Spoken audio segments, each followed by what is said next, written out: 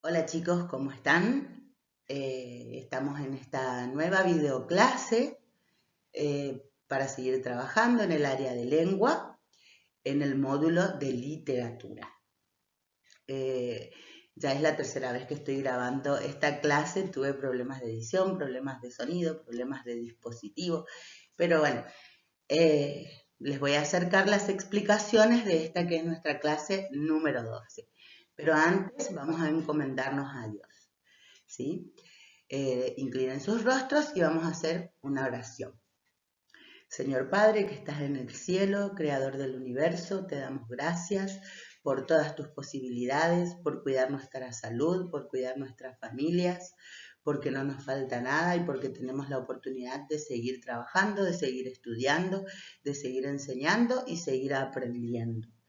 Señor Todopoderoso, te pedimos que te quedes con nosotros, que nos des lucidez, que nos des voluntad de cumplir con nuestras obligaciones y que pronto el panorama mejore y podamos afrontar las dificultades de la mejor manera. Te pedimos perdón por nuestras faltas, te pedimos ayuda para sobrellevar lo que nos queda de este año y te pedimos protección por todos nuestros vecinos, todos nuestros familiares y todo nuestro país que está pasando por estos momentos tan complejos. En el nombre de Jesús nos dirigimos a ti. Amén. Bueno, muy bien. Estábamos trabajando con el módulo de literatura. Dijimos que la literatura es un arte.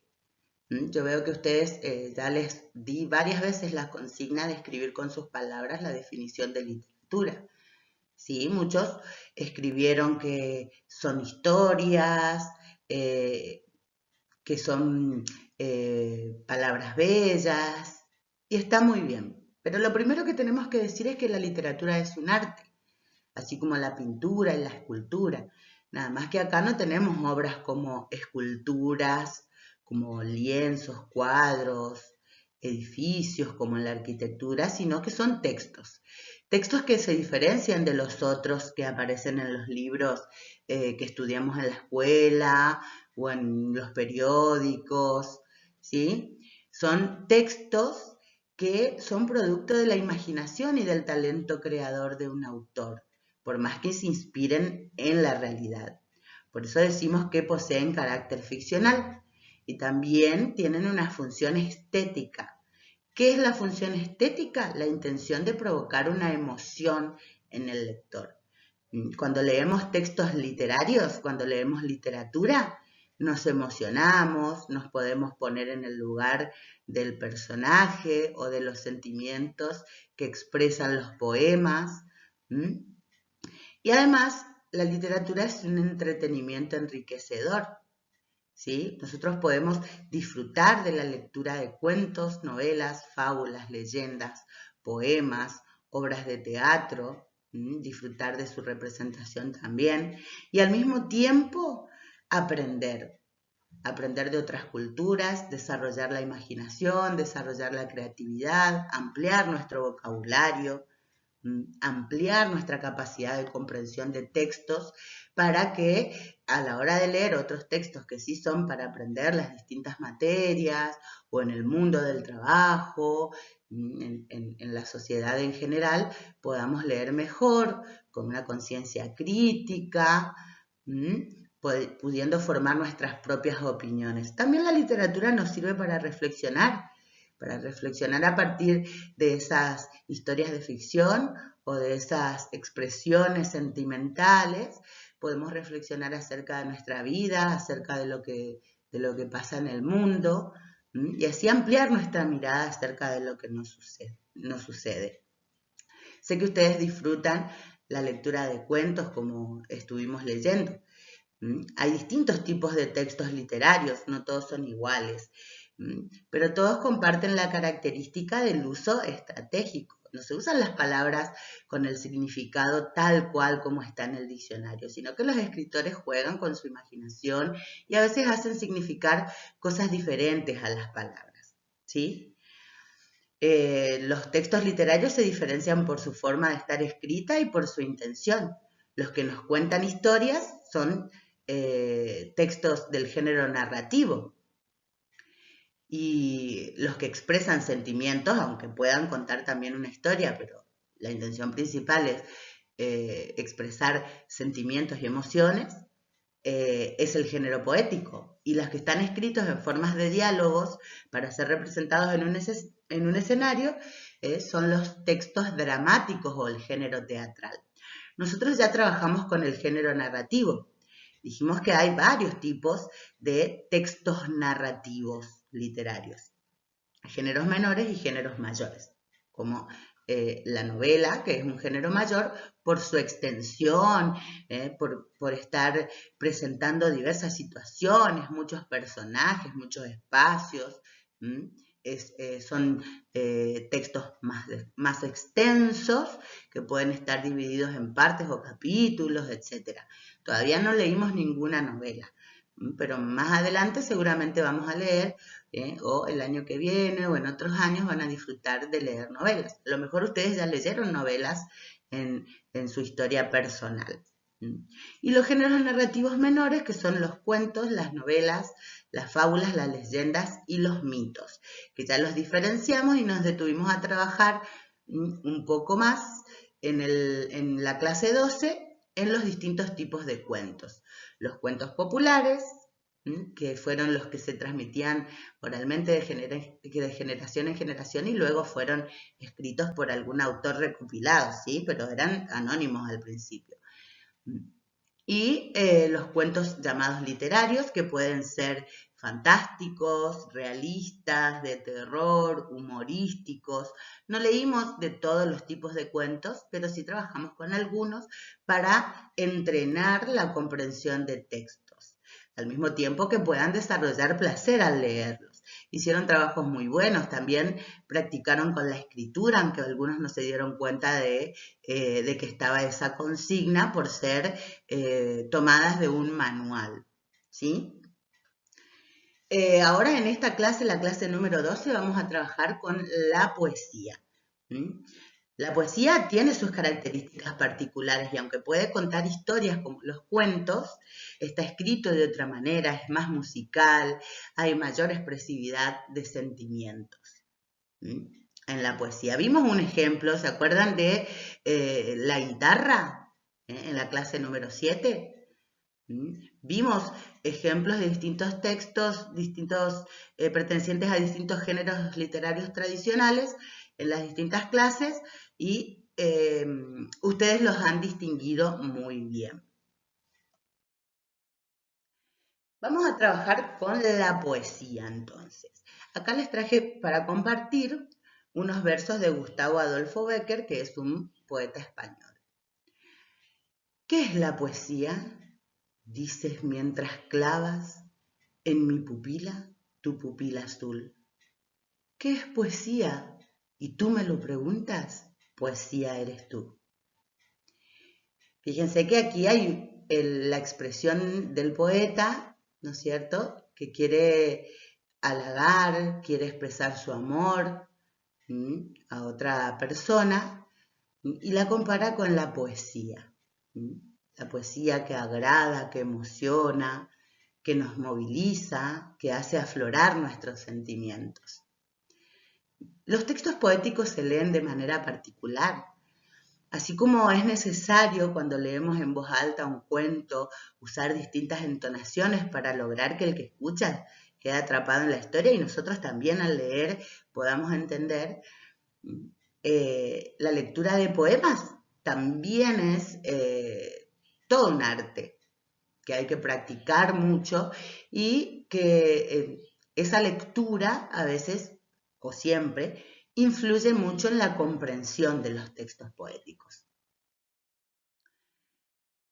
La poesía se dice que está presente en muchos lugares, no solo en los textos, porque si nosotros decimos que la poesía es aquello que emociona, las palabras utilizadas de manera afectiva, creativa, sentimental para provocar algún impacto en nuestras percepciones, toda la literatura tiene poesía. A veces en los cuentos hay expresiones poéticas.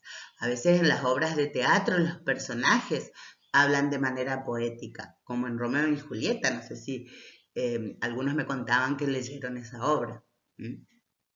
Pero acá estamos hablando del género poético como ese conjunto de textos que se escriben en verso, que no ocupan todo el renglón.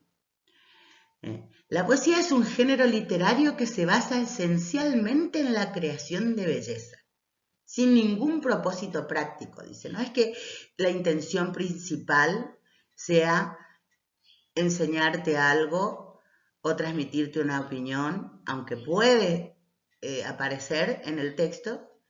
El propósito principal es que al que lee le guste. Por eso decimos creación de belleza. Es una de las manifestaciones artísticas más antiguas. Una forma de expresar emociones, sentimientos, ideas y construcciones de la imaginación. La manifestación de la belleza o los sentimientos por medio de las palabras, que genera determinadas emociones en el lector u oyente. Nosotros, a partir de la lectura de un poema, podemos recordar algún suceso de nuestra vida, podemos pensar en esas personas que queremos. Y no, imagínense cuando escuchan la letra de una canción. También podemos reconocer a personalidades de la historia. Hay muchos poemas que están destinados a homenajear a personas importantes de nuestra historia. Y por supuesto, también la poesía sirve de alabanza. Nuestras sagradas escrituras están llenas de poesía también, para alabar a nuestro Señor o para acudir a Él. Si ustedes buscan en los proverbios, en los salmos, van a encontrar mucha poesía. Los textos del género poético se denominan poemas. Los poemas son las obras escritas en verso que buscan expresar las emociones o impresiones del mundo para el autor, donde es común el uso de la rima y otras herramientas del lenguaje que vamos a explicar ahora. Esas estrategias del lenguaje son muchísimas. Ya habíamos planteado algunas preguntas en trabajos anteriores con respecto a lo que se denomina o que habrán escuchado en otras fuentes, en otros años, como figuras retóricas o figuras literarias, recursos poéticos, recursos literarios, mecanismos del lenguaje literario también se denomina. Pero son los juegos de palabras que sirven para que el texto sea bello, creativo y exprese con originalidad de una manera que no expresamos en nuestra manera cotidiana de hablar o cuando tenemos propósitos informativos o explicativos. Como acá la intención es producir emociones y crear belleza, se utilizan estos recursos. Existen muchos, pero nosotros vamos a aprender ahora las imágenes sensoriales, las comparaciones, la personificación, la antítesis y la metáfora. Las imágenes sensoriales son frases que se remiten o que nos movilizan a alguno de nuestros 5 sentidos. O sea que con esas expresiones nosotros podemos sentir un aroma con nuestra imaginación, sentir una textura con nuestra imaginación, escuchar sonidos, imaginarnos un sonido, imaginarnos una luz. Por ejemplo, acá les dice, les regalé unas rosas rojas y perfumadas para su cumpleaños. El rojo va a la visión y el perfumado a nuestro olfato. Si nosotros decimos, tu mirada es dulce como la miel, nosotros nos imaginamos esa dulzura, ¿sí? esta noche penumbrosa que me eriza la piel por el helado ventarrón. En esa descripción nosotros sentimos ese frío con nuestro tacto, ¿sí? Esas son las imágenes sensoriales, son expresiones que transmiten sensaciones que pueden ser recibidas a través de los sentidos. Pueden ser visuales, auditivas, táctiles, gustativas y olfativas. Las comparaciones relacionan por algún aspecto dos fenómenos, dos objetos, ¿sí? A través de la palabrita como, del nexo como. El árbol se destacaba en el parque como su fuerte custodio. Tus ojos son como dos luceros que alumbran mis días. Compara los ojos con dos luceros. La personificación es un recurso que hace que los objetos y animales adquieran características de personas, como por ejemplo la puerta sonriente daba la bienvenida a todos los que llegaban a la casa. La puerta no puede sonreír, ¿sí? O por ejemplo, que digamos, el cielo lloraba con sus gotas tan fuertes. El cielo no puede llorar, pero ¿a qué se refiere? Es otra manera, es una manera creativa y original de decir que estaba lloviendo muy fuerte. En la antítesis se contraponen dos ideas. Por ejemplo, mostrarse alegre y triste, decir, el sol me atrapa con su frío fuego. Y el fuego no puede ser frío. Ahí tenemos una antítesis. Y la metáfora se parece a la comparación, nada más que no aparece la palabrita como, sino que directamente nombra de otra manera. Dijimos, un ejemplo de comparación, dijimos, tus ojos son dos luceros que alumbran mis mañanas. Ahí hay una comparación. Tus ojos son como dos luceros que alumbran mis mañanas. Pero si decimos, tus dos luceros, cuando me miras, alumbras mis mañanas. Y entendemos que se refiere a los ojos. Y allí hay una metáfora, ¿sí? En este caso, acá tenemos un ejemplo. Y en ese ejemplo, un pequeño sol brillaba y se movía dentro de la pecera. Un pequeño sol brillaba y se movía dentro de la pecera.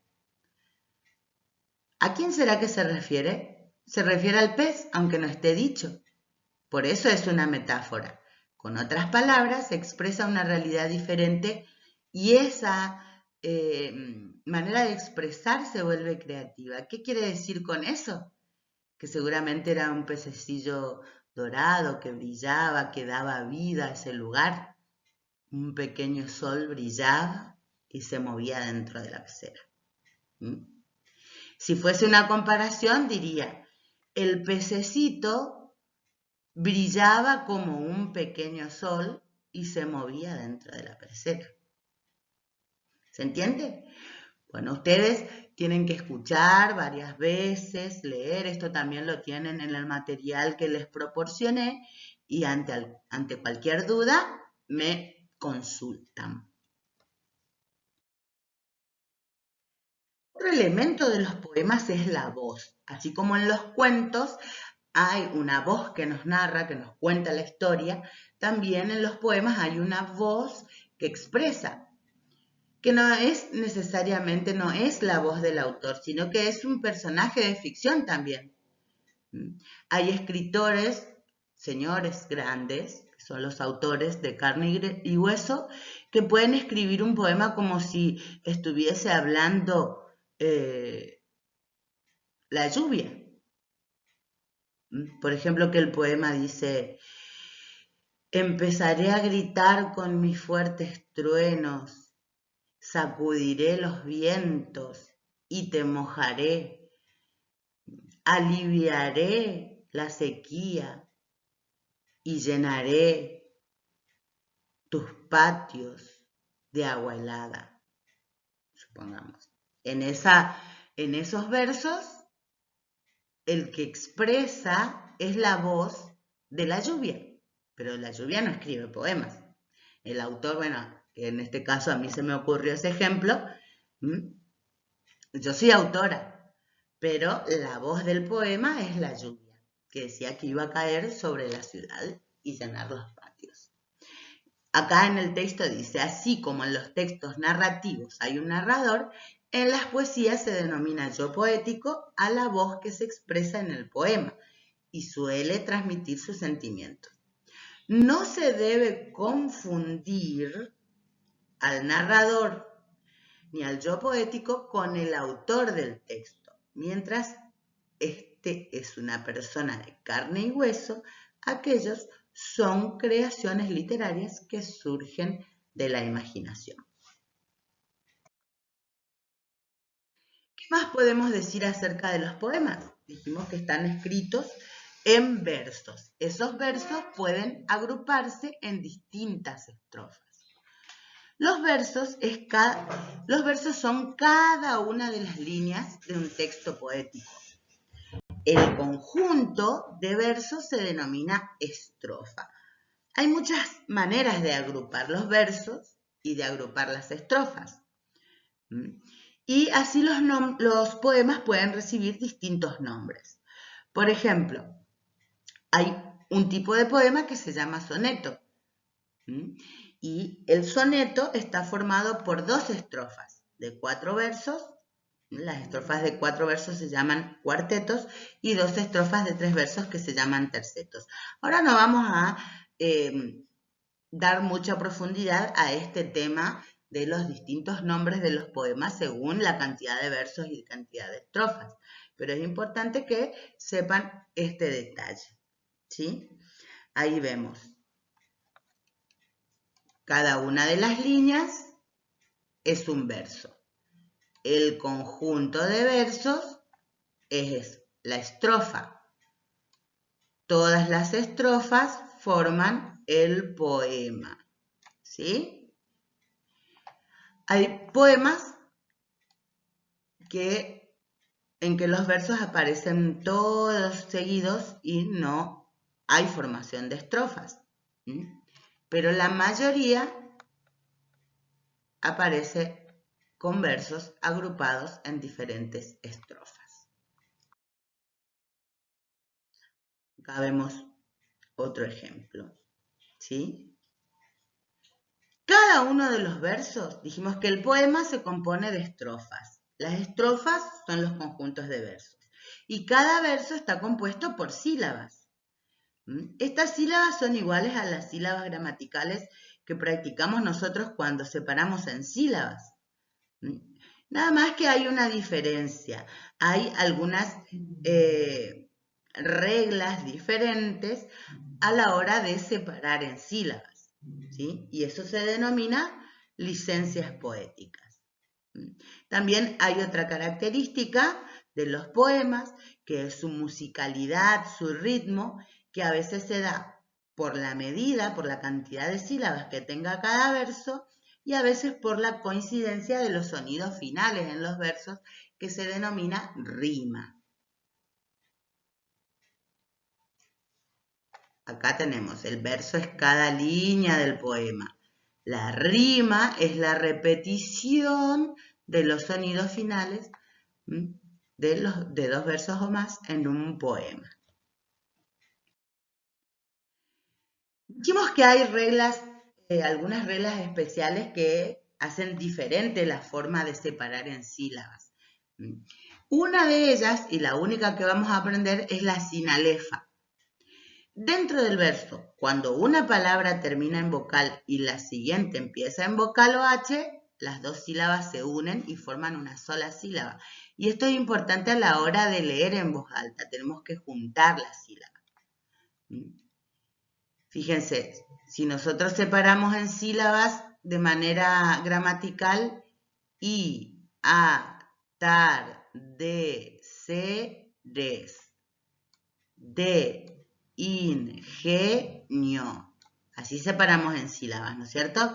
Pero en la poesía tenemos que unir los sonidos vocálicos. Esta I tiene sonido de vocal, aunque sea una consonante. Entonces, acá contamos como si fuese una sola sílaba y así leemos. Ya, ¿sí? A la hora de leer en voz alta.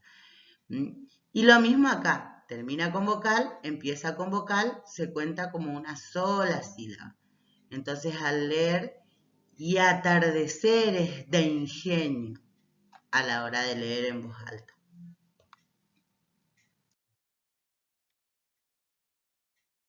¿Qué milagro se ofrece cada día ante la humanidad indiferente? Dos rojas lenguas de fuego que a un mismo tronco enlazan. ¿Sí? Acá tenemos una sinalefa, otra sinalefa. Aquí y aquí.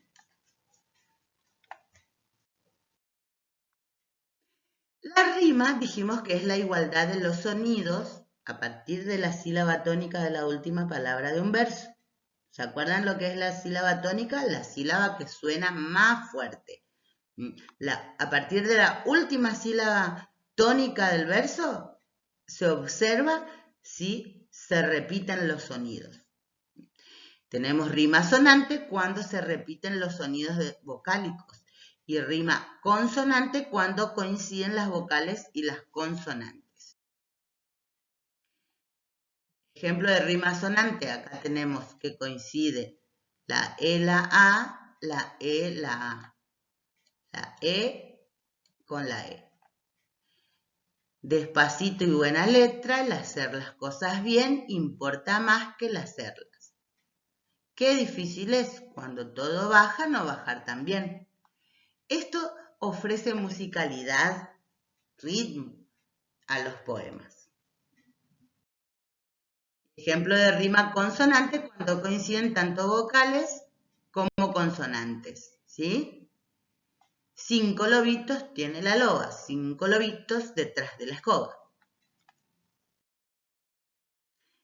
También, antiguamente todos para ser considerados poemas tenían que tener rimas, eran estructurados los escritores para hacer coincidir la cantidad de sílabas en cada verso. Después, ya cuando llegaron épocas más modernas, la poesía adquirió un estilo más libre y por la medida de los versos se jugó con su musicalidad y hoy vamos a encontrar muchísimos poemas que no tienen una rima ni asonante ni consonante, sino que es libre. Y el tono, la cadencia se da por la medida de los versos. Es una lástima que no estés conmigo cuando miro el reloj y son las 4 y acabo la planilla y pienso 10 minutos y estiro las piernas como todas las tardes y hago así con los hombros para aflojar la espalda y me doblo los dedos y le saco mentiras. Muy bien, hasta acá la explicación de los contenidos. Y ahora vamos a pasar a explicar las tareas que tienen para hacer. Bueno, en la primera página está el listado de los temas y aparece este texto, un texto de Pablo Neruda, que ustedes después tienen unas preguntas para responder. Todas estas actividades no las diseñé yo, sino que las tomé de un manual. Seleccioné algunas de un manual, por eso son actividades prediseñadas ya, ¿sí? De muy buen nivel, muy bueno el manual.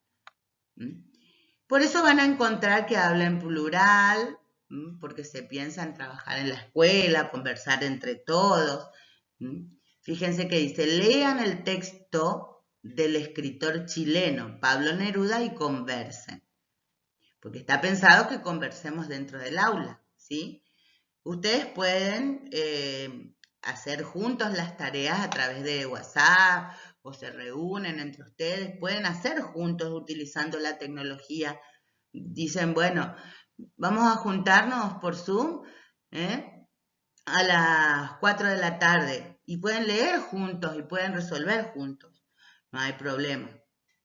O también pueden mandarse mensajitos, pueden consultarme, pueden participar en el grupo de WhatsApp cuando están haciendo la tarea. ¿Qué dice el texto?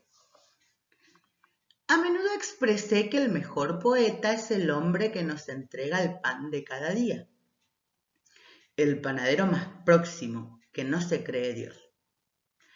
Él cumple su majestuosa y humilde faena de amasar, meter al horno, dorar y entregar el pan de cada día con una obligación comunitaria. Y si el poeta llega a alcanzar esa sencilla conciencia, podrá también la sencilla conciencia convertirse en parte colosal de una colosal artesanía, de una construcción simple o complicada, que es la construcción de la sociedad, la transformación de las convicciones que rodean al hombre, la entrega de la mercadería, pan, verdad, vino, sueños. Si el poeta se incorpora a esa nunca gastada lucha por consignar cada uno en manos de los otros su ración de compromiso, su dedicación y su ternura al trabajo común de cada día y de todos los hombres, el poeta tomará parte en el sudor, en el pan, en el vino, en el sueño de la humanidad entera. Solo por ese camino inalienable de ser hombres comunes, llegaremos a restituirle a la poesía el anchuroso espacio que le van cortando en cada época, que le vamos recortando en cada época nosotros mismos. Entonces pensemos en la poesía, pensemos en cuántos leen hoy poesía. ¿Ustedes leen poesía? ¿Qué otros productos culturales fueron reemplazando a la lectura? ¿Tiene valor la poesía? ¿Se lo sacaron? ¿Fue reemplazado? ¿Es necesario restituirle el valor? Bueno, muchas de esas cuestiones expresa acá Pablo Neruda y por eso están esas preguntitas para guiar la interpretación de este texto. ¿Por qué piensan que para el autor el mejor poeta es el panadero más próximo que no se cree Dios? ¿A qué se refiere Neruda con lo que dice en la última oración del fragmento? La última oración es: ¿solo por ese camino inalienable de ser hombres comunes llegaremos a restituirle a la poesía el anchuroso espacio que le van recortando en cada época, que le vamos recortando en cada época nosotros mismos? ¿Alguna vez le dedicaron ustedes una poesía o la letra de una canción a alguien? ¿Por qué? ¿Por qué quisieron dedicársela? ¿Para qué? Bueno, después de esa introducción a las actividades para reflexionar acerca de la poesía, hay una selección de textos poéticos.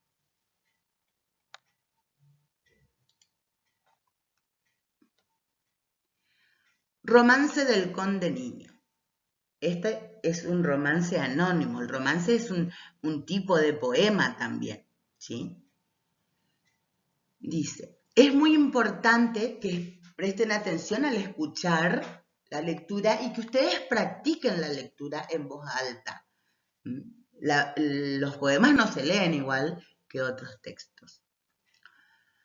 Romance del Conde Niño. Caminaba el conde Olinos la mañana de San Juan, por dar agua a su caballo en las orillas del mar. Mientras su caballo bebe, él se ponía a cantar: bebe, bebe, mi caballo, Dios te me libre del mal. Dios te libre en todo tiempo de las furias de ese mar. Las aves que iban volando se paraban a escuchar, porque les gustaba mucho aquel tan dulce cantar. La reina que lo escuchaba a su hija fue a buscar. Oye, hija, cómo canta la sirena de la mar. No es la sirenita madre la que dice ese cantar, es la voz del conde Olinos que por mí penando va. Pues si es el conde Olinos, yo lo mandaré a matar. Vengan pronto a mis soldados, al conde Olinos matad. Él murió a la madrugada, ella a los gallos cantar. A los dos los enterraron en medio de un platanal. Dos arbolitos crecieron en aquel mismo lugar, ni en la vida ni en la muerte los pudieron apartar. Fíjense que hay mucha expresividad de sentimientos en este romance que cuenta una historia de amor, una historia triste. Hay otro poema de un poeta español que vivió hace muchos siglos, en el siglo XVI en España. Desmayarse, atreverse, de Félix Lope de Vega y Carpio. Desmayarse, atreverse, estar furioso, áspero, tierno, liberal, esquivo, alentado, mortal, difunto, vivo, leal, traidor, cobarde y animoso. No hallar fuera del bien centro y reposo, mostrarse alegre, triste, humilde, altivo, enojado, valiente, fugitivo, satisfecho, ofendido, receloso, huir el rostro al claro desgano, beber veneno por licor suave, olvidar el provecho, amar el daño, creer que el cielo en un infierno cabe, dar la vida y el alma a un desengaño. Esto es amor, quien lo probó lo sabe. Vamos con otro. Prendimiento de Antoñito el Camborio en el camino de Sevilla. Este es un poema de Federico García Lorca, también un poeta español, que ya murió hace mucho. Ahí tienen al margen un glosario en cada poema donde pueden encontrar el significado de algunas palabras y también la biografía de los autores. Antonio Torres Heredia, hijo y nieto de Camborios, con una vara de mimbre va a Sevilla a ver los toros. Moreno de verde luna, anda despacio y garboso, sus empavonados bucles le brillan entre los ojos. A la mitad del camino cortó limones redondos y los fue tirando al agua hasta que la puso de oro. Y a la mitad del camino, bajo las ramas de un olmo, guardia civil caminera lo llevó codo con codo. El día se va despacio, la tarde colgada a un hombro, dando una larga torera sobre el mar y los arroyos. Las aceitunas aguardan la noche de Capricornio y una corta brisa ecuestre salta los montes de plomo. Antonio Torres Heredia, hijo y nieto de Camborios, viene sin vara de mimbre entre los 5 tricornios. Antonio, ¿quién eres tú? Si te llamaras Camborio, hubieras hecho una fuente de sangre con 5 chorros. Ni tú eres hijo de nadie, ni legítimo Camborio. Se acabaron los gitanos que iban por el monte solos, están los viejos cuchillos tiritando bajo el polvo. A las 9 de la noche lo llevaban al calabozo, mientras los guardias civiles beben limonada todos. Y a las 9 de la noche les cierran el calabozo mientras el cielo reluce como la grupa de un potro. Aquí también hay una historia. Bueno, y este es un poeta cubano, José Martí, y en una antología de poemas, este es el poema 5. Si ves un monte de espumas, es mi verso lo que ves. Mi verso es un monte y es un abanico de plumas.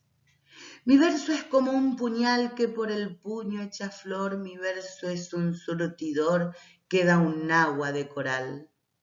Mi verso es un verde claro, de un carmín encendido.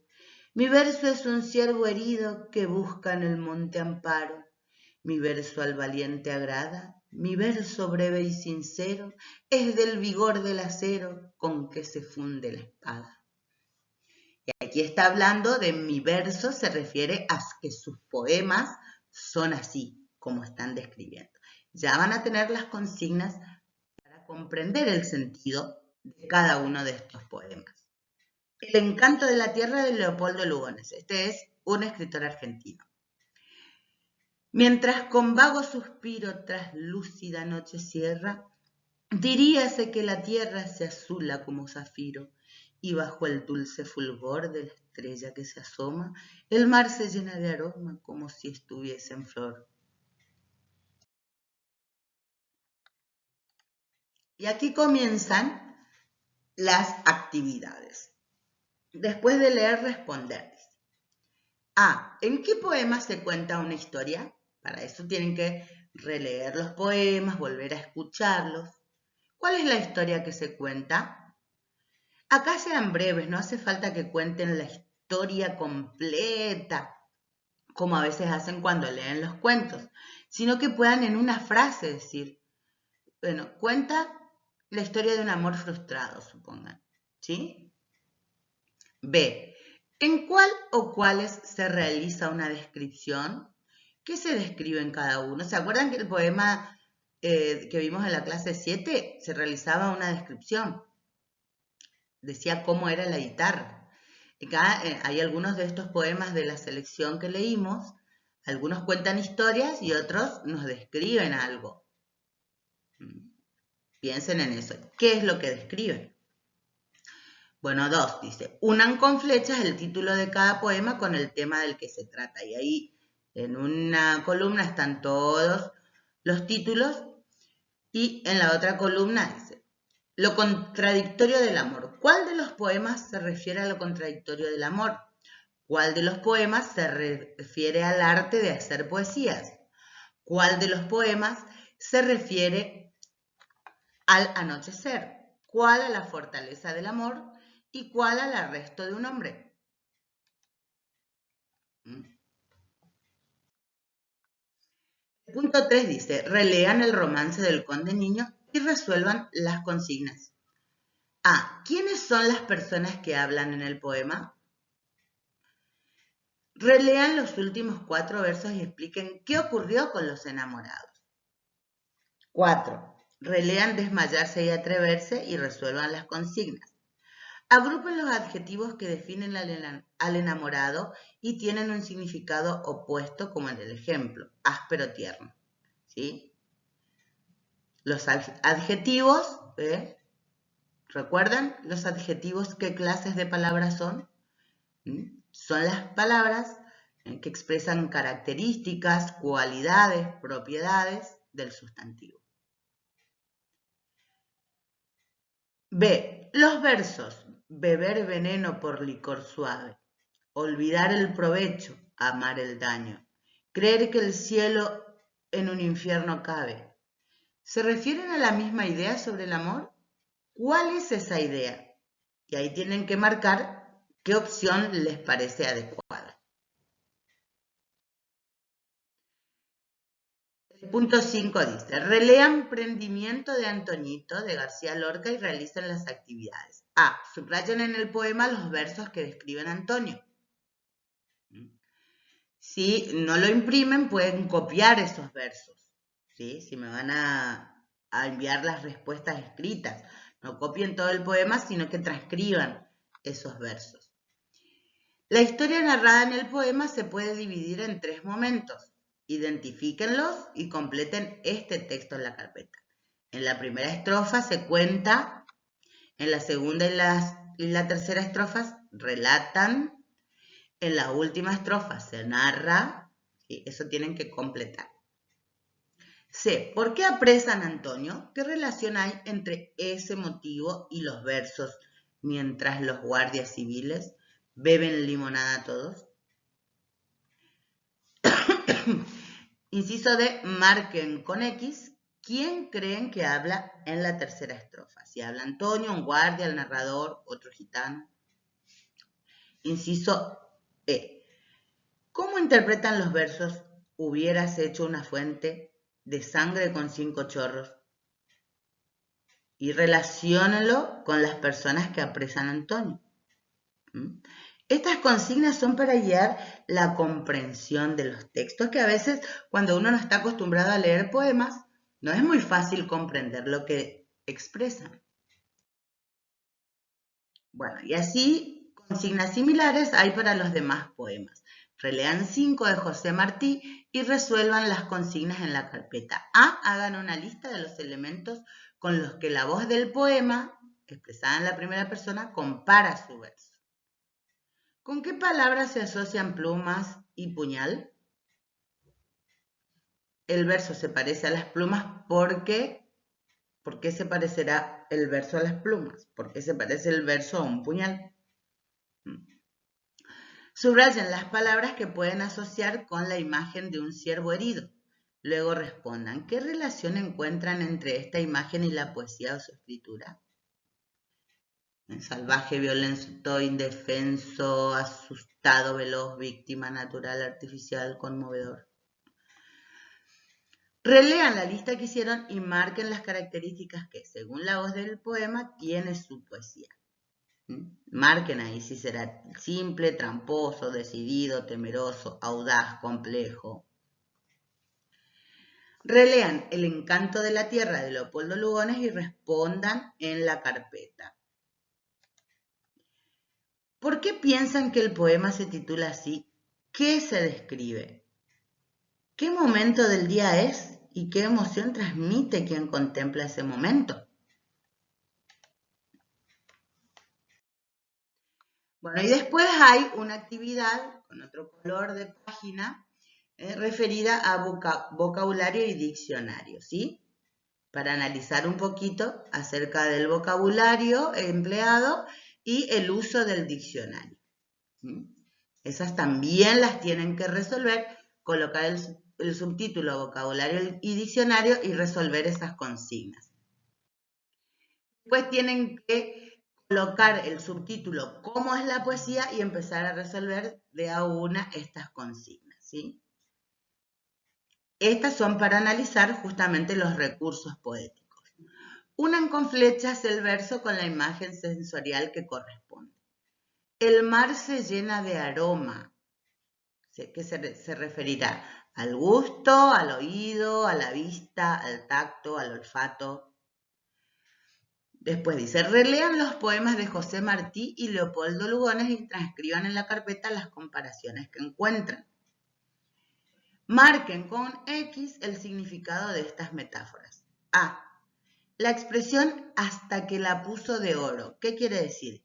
¿Que el agua se volvió muy valiosa? ¿Que los limones eran muy caros? ¿O que el agua se volvió color amarillo? Para eso tienen que releer el poema. La imagen abanico de plumas. Quiere decir que su verso es algo poco usual, bello y fino, algo que refresca. El verso huir el rostro al claro desengaño. Quiere decir que el yo poético se niega a creer que lo engañan, no quiere dar la cara porque engañó, es engañado en su cara. Piénsenlo. Bueno, y así sigan las consignas. Subrayen los versos que contienen personificaciones y rodeen las palabras que dan la idea de humanización. El día se va despacio, las aceitunas aguardan, mi verso es de un verde claro, mi verso al valiente agrada, mientras con vago suspiro, traslúcida noche cierra, y bajo el dulce fulgor, bueno.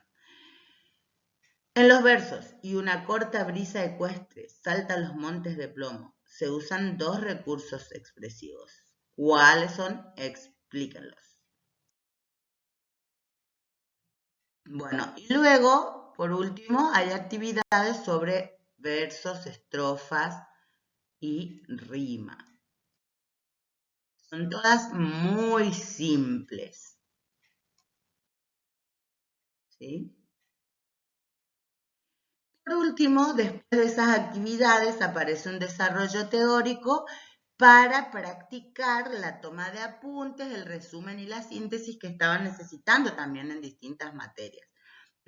Para eso, pongan otro subtítulo, guía para estudiar, apuntes, resumen y síntesis, y resuelvan estas consignas. Sé que son muchas, chicos, sé que son muchas las consignas.